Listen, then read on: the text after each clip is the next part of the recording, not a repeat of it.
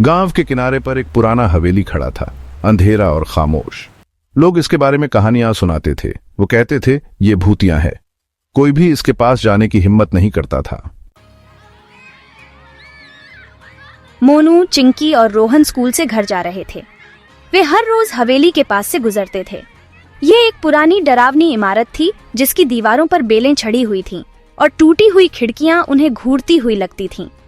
लेकिन आज मोनू रुक गया। उसकी आंखों में एक शरारती चमक थी। मैं तुम दोनों को चैलेंज करता हूँ, उसने चिंकी और रोहन से कहा, अंदर जाने का। उसकी आवाज में उत्साह और चुनौती का भाव था। चिंकी कांप उठी। उसे हवेली का रूप पसंद नहीं आया। यह भूतिया होने की अफवाह थी और उसने जो कहानियां सुनी थीं, उनसे उसकी रूह कांप उठती थी। लेकिन वह अपने दोस्तों के सामने डरी हुई नहीं दिखना चाहती थी। बकवास मत करो, उसने कहा, खुद को जितना महसूस कर रही थी उससे ज्यादा बहादुर बनने की कोशिश करते हुए। डरने की कोई बात नहीं है। उसकी आवाज थोड़ी लड़खड़ा गई, लेकिन उसे उम्मीद थी कि वे ध्यान नहीं देंगे। रोहन इतना निश्चित नहीं था। उसने भी कहानियां सुनी थीं, भूतिया प्रेतों और रात में हवेली से आने वाली अजीब आवाजों के किस्से। लेकिन वह मोनू और चिंकी के सामने डरपोक नहीं दिखना चाहता था। ठीक है, उसने कहा, थोड़ा साहस जुटाने की कोशिश करते हुए। चलो चलते हैं। उसका दिल जोर से धड़क रहा था, लेकिन उसने बहादुरी का दिखावा किया। लोहे का दरवाजा चरमराता हुआ खुला। यह एक जोरदार कराह जैसी आवाज थी, मानो हवेली खुद एक लंबी नींद से जाग रही हो। बगीचा बड़ा और जंगली था। जंगली पौधे और कांटेदार झाड़ियां हर जगह फैली हुई थीं, जिससे यह जंगल जैसा दिख रहा था। यह साफ था कि सालों से इसकी देखभाल किसी ने नहीं की थी। सूखे पत्ते उनके पैरों के नीचे चरमरा रहे थे। उनका हर कदम उस भयानक सन्नाटे में गूंजता हुआ लग रहा था जो उन्हें घेरे हुए था। पेड़ों के बीच से ठंडी हवा चल रही थी। ऐसा लग रहा था जैसे हवा राज की बातें कर रही हो, डरावने माहौल को और बढ़ा रही हो। जैसे जैसे बच्चे बगीचे में आगे बढ़ते गए, उनकी रीढ़ की हड्डी में ठंडक दौड़ गई। अपने डर के बावजूद वे अपनी बहादुरी साबित करने के लिए दृढ़ थे। उन्होंने घबराहट भरी नजरों से एक दूसरे को देखा, लेकिन आगे बढ़ते रहे। हर कदम उन्हें हवेली के मुख्य द्वार के करीब ला रहा था। सामने का दरवाजा पुराना और लकड़ी का बना हुआ था, जिसमें नक्काशीदार डिजाइन समय के साथ धुंधले पड़ गए थे। ऐसा लग रहा था जैसे इसे सालों से नहीं खोला गया हो। मोनू ने दरवाजे के हैंडल के लिए हाथ बढ़ाया। उसका हाथ थोड़ा कांप रहा था। उसने एक गहरी सांस ली और हैंडल घुमाया। अंदर जो कुछ भी हो, उसका सामना करने के लिए तैयार। वे हवेली की तरफ धीरे धीरे बढ़े। खिड़कियों पर तख्ते लगे हुए थे। रंग उखड़ रहा था। सामने का दरवाजा खुला हुआ था, हवा में चरमरा रहा था। अंदर अंधेरा और धूल भरी हुई थी।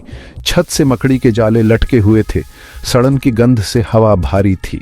वे सावधानी से दालान से गुजरे। अचानक चिंकी जोर से सांस लेते हुए बोली, देखो, उसने फुसफुसाते हुए कहा। उसने कमरे के एक कोने की ओर इशारा किया। वहां धूल भरी मेज पर एक गुड़िया पड़ी थी। गुड़िया पुरानी थी और चीनी मिट्टी के बर्तन से बनी थी।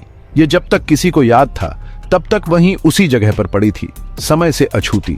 जंगल इसके चारों ओर बढ़ गया था, मानो वह गुड़िया को बाहरी दुनिया से बचा रहा हो। बच्चों ने गुड़िया के बारे में कहानियां सुनी थीं, पीढ़ी दर पीढ़ी चली आ रही कहानियां, लेकिन उनमें से किसी ने भी इतने करीब आने की हिम्मत नहीं की थी। इसने एक फीकी नीली पोशाक पहनी हुई थी और उसके लंबे काले बाल थे। पोशाक जो कभी जीवंत थी, अब अपनी पुरानी अवस्था की छाया थी। सालों तक मौसम की मार से फटी और घिसी हुई थी। बाल हालांकि अभी भी लंबे और बहते हुए थे, उलझे हुए और उलझे हुए थे, जिससे गुड़िया और भी भयानक दिख रही थी। बच्चे इसे देखते ही बेचैनी महसूस करने से खुद को नहीं रोक सके। लेकिन जिस चीज ने उन्हें हड्डी तक ठंडा कर दिया, वह थी उसकी आंखें। वे खुली हुई थीं, सीधे उन्हें घूर रही थीं। आंखें लगभग जीवंत लग रही थीं, मानो वे बच्चों की हरकतों पर नजर रख रही हो। ऐसा लग रहा था जैसे गुड़िया उन्हें देख रही हो, किसी चीज का इंतजार कर रही हो। गुड़िया को घूरते रहने पर बच्चों ने अपनी रीढ़ की हड्डी में एक कंपकंपी महसूस की। वे खुली हुई थीं, सीधे उन्हें घूर रही थीं और वे एक अजीब लाल चमक से भरी हुई थीं। चमक हल्की थी लेकिन अचूक थी और ऐसा लग रहा था जैसे यह अपने आप जीवन के साथ धड़क रही हो। बच्चों ने पहले कभी ऐसा कुछ नहीं देखा था और इसने उन्हें भय से भर दिया। वे दूर देखना चाहते थे लेकिन वे नहीं देख सके। ऐसा लग रहा था जैसे गुड़िया ने उन्हें जादू कर दिया हो और वे एक अजीब लाल चमक से भरी हुई थीं। बच्चों के घूरते रहने पर चमक और तेज होती जा रही थी। और वे अपने दिलों को अपनी छाती में धड़कते हुए महसूस कर सकते थे। वे जानते थे कि उन्हें चले जाना चाहिए, लेकिन कुछ उन्हें वहीं रख रहा था। उस जगह पर जड़ें जमा ली थीं। ऐसा लग रहा था जैसे गुड़िया उन्हें अपनी ओर खींच रही हो, उन्हें रहने के लिए मजबूर कर रही हो। जैसे ही वे गुड़िया को घूर रहे थे, उन्होंने एक आवाज सुनी। यह हवा के फुसफुसाहट की तरह कोमल और कर्कश थी। आवाज उनके चारों ओर से आती हुई प्रतीत हो रही थी, पेड़ों से गूंज रही थी। बच्चों ने एक दूसरे को देखा, उनकी आंखें डर से चौड़ी हो गईं। उन्हें नहीं पता था कि आवाज कहां से आ रही है, लेकिन वे जानते थे कि यह उनसे बात कर रही है। यह कोमल और कर्कश थी, जैसे हवा की फुसफुसाहट। तुमने मुझे परेशान किया है, आवाज ने कहा। जंगल में शब्दों के गूंजने पर बच्चों ने अपनी रीढ़ की हड्डी में ठंडक महसूस की। उन्हें नहीं पता था कि कौन या क्या उनसे बात कर रहा है, लेकिन वे जानते थे कि वे मुसीबत में हैं। उन्होंने गुड़िया के बारे में कहानियां सुनी थीं, लेकिन उन्होंने उन पर कभी विश्वास नहीं किया था। अब वे दुःस्वप्न जी रहे थे। तुमने मुझे परेशान किया है, आवाज ने कहा। अब तुम्हें मेरी चुनौती का सामना करना होगा। बच्चे डर के मारे जम गए थे।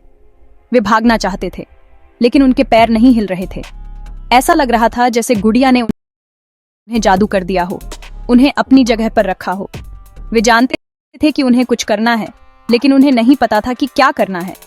आवाज बोलती रही, हर शब्द के साथ उसका स्वर और भी खतरनाक होता जा रहा था। अब तुम्हें मेरी चुनौती का सामना करना होगा। बच्चे डर के मारे जम गए थे।